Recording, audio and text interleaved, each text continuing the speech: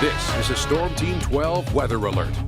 And it is a weather alert day for severe storms, and our team of meteorologists working hard to keep you safe. We also have reporters fanned out. We'll get to them. But Adrian, you said that we tied our record here in Wichita for strongest winds ever recorded? And Christy, it's hard to believe, but this morning here in the metro, we did record a wind gust at Eisenhower at 101 miles per hour.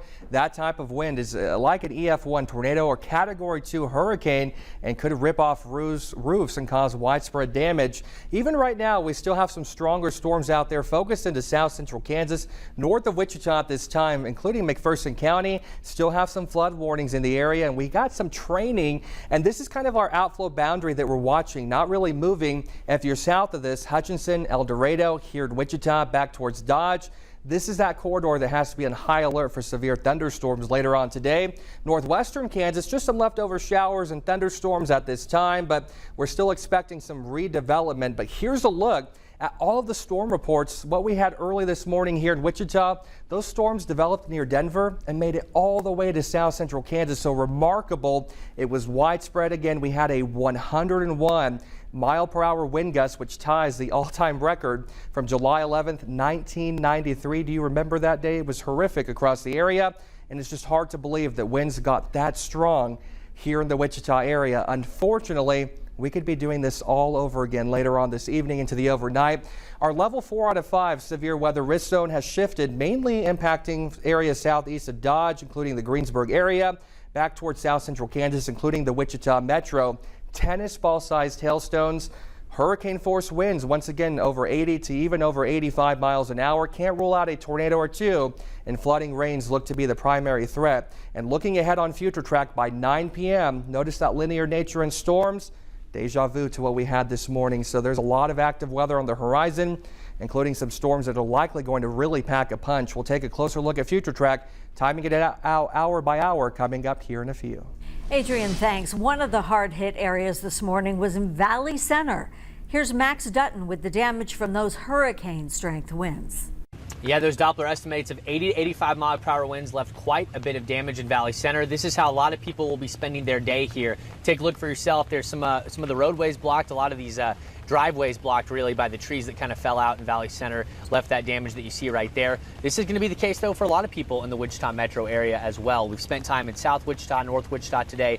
Nothing quite stacks up to what we're seeing here in Valley Center. We've noticed across town there's some big trees that go across people's yards, even some that shattered the windshields of cars as well. We've also noticed some power lines down in Valley Center due to trees kind of toppling over there, leaving some danger. So you notice here as they're heading out, they are putting up some road blockage because they don't want people to be driving this area as much as they can.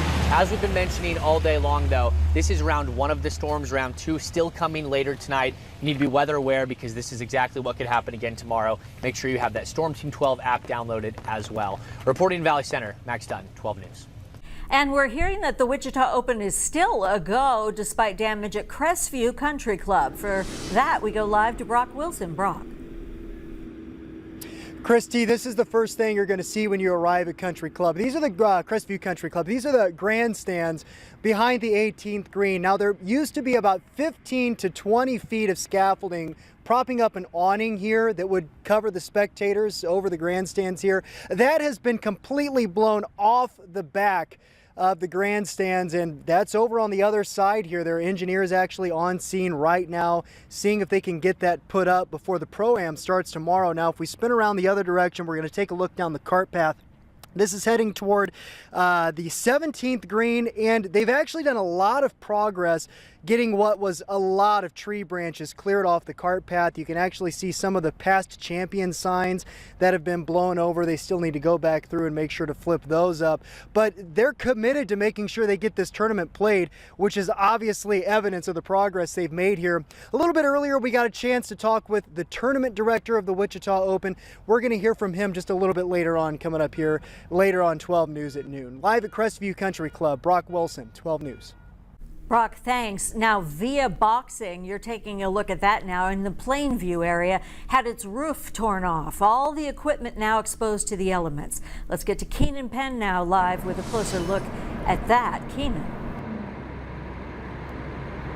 Yeah, Christy, this is pretty much a sight that speaks for itself. And I'm standing right here in front of the Via Boxing Club in South Wichita, where we can see just how powerful that Kansas wind is. Now, this is right on Ross Parkway in Roosevelt in South Wichita. Now, we have a number of crews on that scene, including some from Evergy. That because part of the roof has been completely blown off over onto some power lines as well. And with no roof, it left it open inside and open to the rain and the elements. Now, this is a family-owned gym that has been in the city since the 50s, and I spoke to the owner, and he tells me that he received multiple calls about his gym this morning, letting him know to get down here immediately. Now, I've spoken to both the owner and some of that staff here who just say this is a loss, but they are looking to move forward. We're going to hear from them in a little bit here, but for now, I'm reporting in South Wichita. Keenan Penn, 12 News. All right, Keenan, and let's talk about all these branches. We've got streets covered in them. Some people woke up to trees on top of their cars. A lot of photos and video from you showing the storm's impact on your neighborhood. And Keith Grant joining us now with a look at some of that. We appreciate them sending it in. We really do. This is our look at areas that we can't always get to. Christy, it was messy this morning, though. Branches all around, street flooding in some areas, and we even have power poles leaning.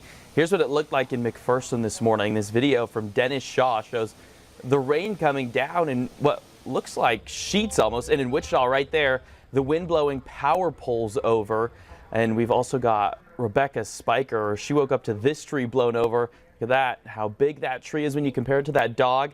Here's in Hutchinson, Brandon Barnhart sharing a big tree blown over. And again, the sheets just coming down. You can submit your own storm shots as well on our 12 News app. Just scroll down and look for a red box that says submit photos and videos.